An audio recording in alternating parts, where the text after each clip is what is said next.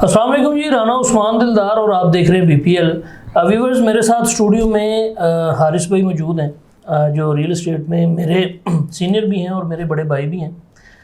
कुछ डिस्कशन करेंगे मार्केट में कि इस वक्त मार्केट में कौन सी चीज़ों पे बाइंग हो रही है, या वो लोग जो बड़े अरसे से बैरिया टाउन में इन्वेस्टमेंट करना चाह रहे थे, या वो लोग जो एंड यूज़र पर्पस से बैरिया में आना चाह रहे हैं, या ये मार्केट ओवरसीज़ के लिए बिल्कुल ख़त्म हो चुकी है, क्या ओवरसीज़ मार्केट में बिल्कुल नहीं आ रहा। ये सारी बातें होंगी, वीडियो एंड तक लाजमी देखिएगा और इंशाल्लाह आपको समझाने की कोशिश करेंगे कि इस वक्त बैरिया में इन्वेस्ट करना क्यों ज़रूरी है। तो 2-3 फैक्टर्स हैं वो इस वीडियो में डिस्कस किए जाएंगे। अच्छा हारिस भाई, सबसे पहले बात करूँगा मुल्क की सूरत हाल पे। आपको पता है कि गवर्नमेंट में स्टेबिलिटी नहीं है और हमारे रुपए में कोई स्टेबिलिटी नहीं देखने को मिल रही। बहुत सारे मतलब कि माह इस तरह ही गुजर गए हैं सुनते ही कि डॉलर नीचे आएगा, पेट्रोल नीचे आएगा। लेकिन मैं समझता हूँ कि फिर भी अगर पाकिस्तान में सारे काम हो रहे हैं तो ये अल्लाह का कोई ख़ास करम है कि डिफ़ॉल्ट होने के करीब आकर भी पाकिस्तान खड़ा है अपने पैरों पे।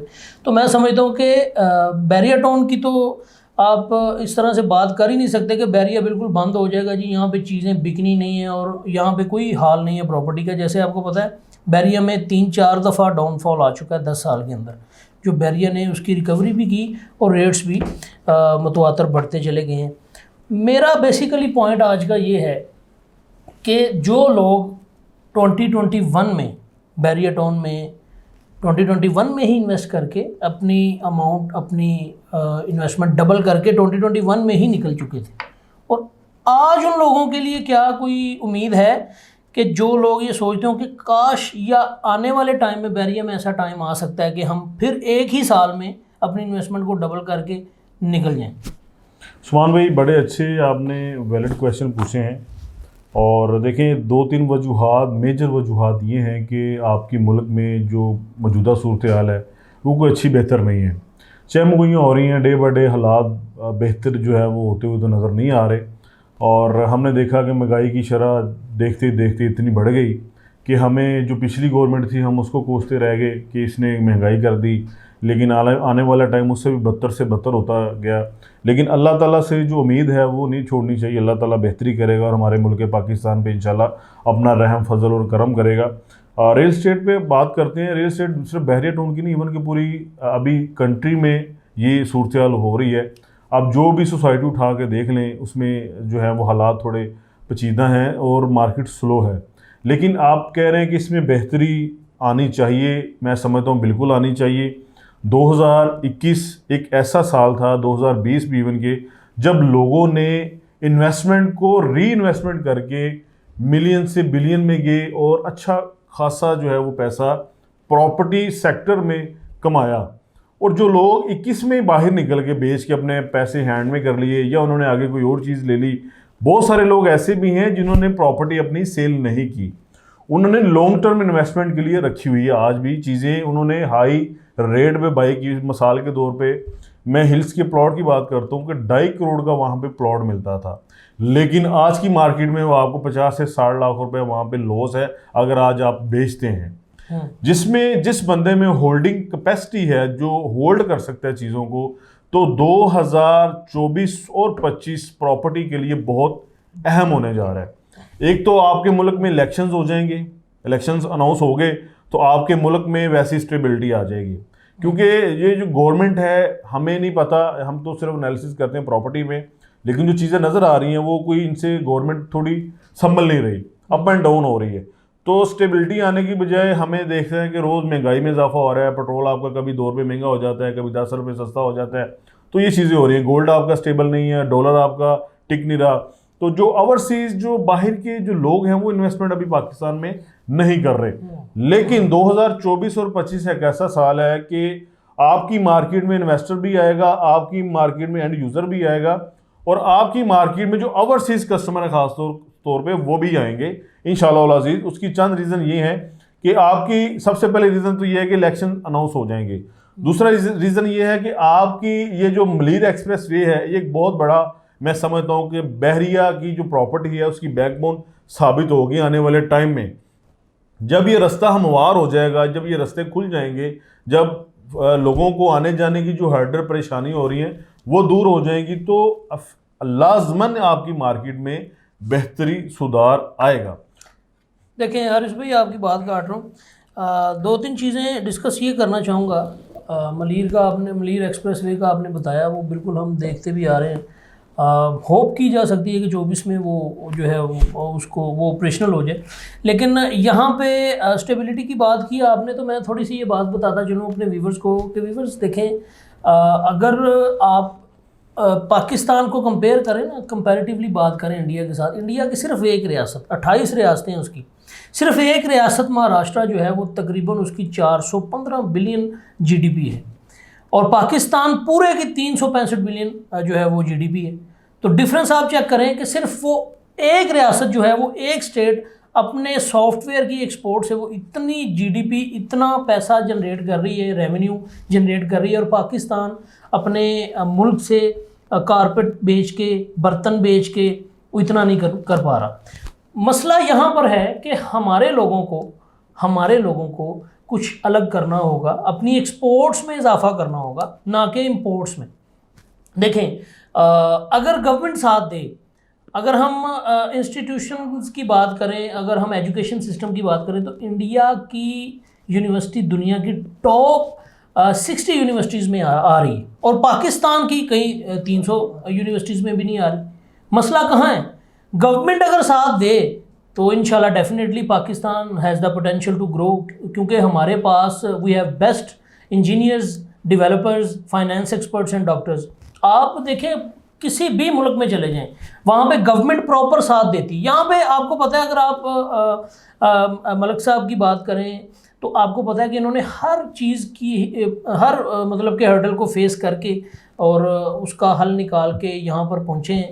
आज अल्हम्दुलिल्लाह बैरिया टाउन का नाम है पूरी दुनिया में कि एशिया की नंबर 1 ये डेवलपमेंट अथॉरिटी या हाउसिंग सोसाइटी है, जो मतलब कि सब मतलब कि सोसाइटी से इसको अलग करती है, क्योंकि इसमें बहुत सारे शाहकार हैं।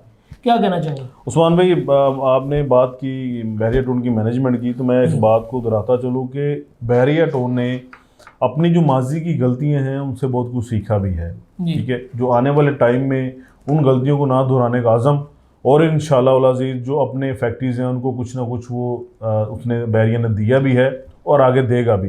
आपने बात की इंडिया की, तो इंडिया में देखें, हमारे माइंड में जब सऊदीया, दुबई, अरब अमारात या ये चीज़ें आती हैं तो हमें ये चीज़ें समझ में आती है कि यार ये अपनी जो ऑयल जो रिफाइनरी है उससे बेच के मिलियन बिलियन डॉलर सालाना कमा रहा है। लेकिन आपके वाली बात कि इंडिया जो है अपने सॉफ्टवेयर बेच के, सेल करके, वो महाना सालाना इतना ऑयल जो है सऊदीया और दुबई बेच के नहीं पैसे कमा रहा जितना हमारा पड़ोसी मुल्क जो इंडिया है वो सिर्फ सॉफ्टवेयर बेच के, सेल करके दुनिया को इतने पैसे कमा रहा है। तो ये चीज़ें फ़िक्र लम्हा है कि हमें ये चीज़ें सोचने की ज़रूरत है कि फ़ॉल्ट कहाँ है और हम कौन चीज़ जो है वो हमें पीछे रख रही है।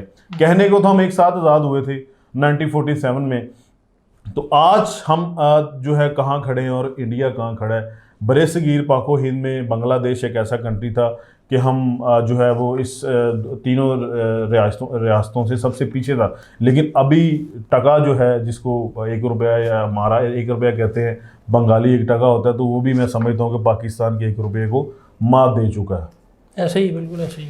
देखें व्यूअर्स, आजकल की मार्केट जो है वो आपको ये बताती है कि अभी आपको इन्वेस्टमेंट करनी चाहिए, क्योंकि 2013 से आप ग्राफिकली या परसेंटेज आप चेक कर लें कि किस तरह से रेट बढ़े, किस परसेंटेज से ग्राफ कहाँ तक गया।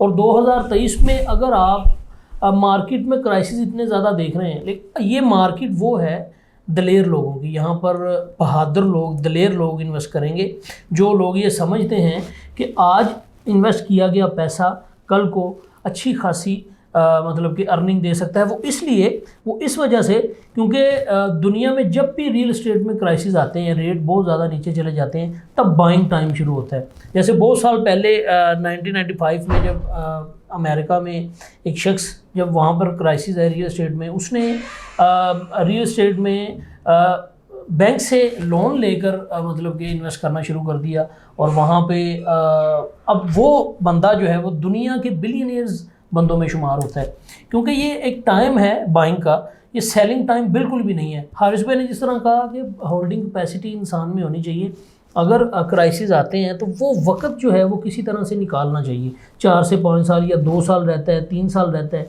वो कोई टाइम मुद्दत नहीं है, वो अल्लाह ही जानता है। देखिए ये होल्डिंग कैपेसिटी होनी चाहिए, लेकिन यहाँ पर कोई भी ज़मीन, चाहे वो रेजिडेंशियल है चाहे वो कमर्शियल है, वो लॉस में नहीं है। अगर आप आज की डेट में 45 से 50 हज़ार पर गज़ ज़मीन बैरिया टाउन में रेजिडेंशियल ले रहे हैं, तो 2 से 3 साल के अरसा में 1 लाख पर गज़ भी जगह आपको यहाँ पर नहीं मिलेगी। ये फैक्ट एंड फिगर्स कह रहे हैं। अगर आप कंपैरेटिवली देखें, इन 10 सालों का कंपैरिजन करें, तो कोई भी कमर्शियल प्रॉपर्टी, जैसे आज की डेट में अगर आपको कमर्शियल प्रॉपर्टी लाख, 1.5 लाख, 2 लाख तक भी पर गज़ मिलती है, वो आपको 5 लाख पर गज़ से कम में कहीं नहीं मिलेगी। आने वाला टाइम ये कह रहा है। जी हारिस भाई, बिल्कुल आपने उस्मान भाई ये ठीक कहा है, लेकिन देखें ये चीज़ें समझने की ज़रूरत है। फिगर्स जो हैं वो आपने बोले हैं बहुत ज़रूरी अहम है कि अभी प्रेजेंट आपको 40 से 50 हज़ार पर गज़ जो है वो जगह बैरिया में मिल रही है रेजिडेंशियल, तो आने वाले वक्त में आपको लाख से 1.25 लाख पर गज़ में जाना पड़ेगा। फैक्ट एंड फिगर्स यही बता रहे हैं। आने वाली होप जो उम्मीद है वो ये की जा रही है कि जैसे जैसे स्टेबिलिटी आएगी, ये जो क्राइसिस है ये टूटेगा, तो इंशाल्लाह रोशनी आएगी, और रोशनी ऐसे आएगी कि मार्केट में, रियल एस्टेट की मार्केट को जो है वो जगमगा के रख देगी। 2000 फिर मैं बोलूँ 2024 और 25 जो हैं वो हमारे लिए, रियल एस्टेट के लिए बहुत अहम और ज़रूरी हैं।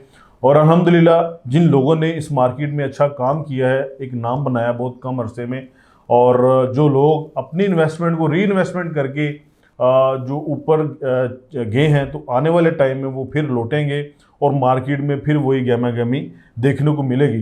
तो अगर आपने इन्वेस्टमेंट करनी है या प्लॉट या किसी भी कमर्शियल या विलास के अंदर, तो अभी बेस्ट टाइम है फॉर बाइंग के, आप बाइंग करें। सेल जो है सेलर की जीत नहीं है, अभी बायर की जीत है।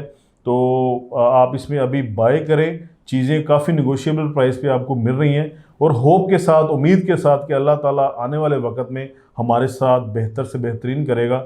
और मज़ीद जो है उस्मान भाई आगे बात करेंगे। देखें वीडियो के अख्ताम पे मैं ये बताता चलूँ आपको, प्रॉपर्टीज़ थोड़ी सी रिकमेंड करता चलूँ कि बैरिया टाउन कराची में जो ग्रे स्ट्रक्चर विलाज हैं, इन पे बहुत अच्छा काम हो रहा है, फ्लो है लोगों का। लोग जो end user point of view से बैरिया टाउन में आना चाह रहे थे, और लोगों का बजट आउट हो चुका था और कंस्ट्रक्शन कॉस्ट बढ़ चुकी थी, जिस वजह से आज बैरिया टाउन के जो सेलर्स हैं मोस्टली वो ज़्यादा परेशान हैं ऑब्वियसली।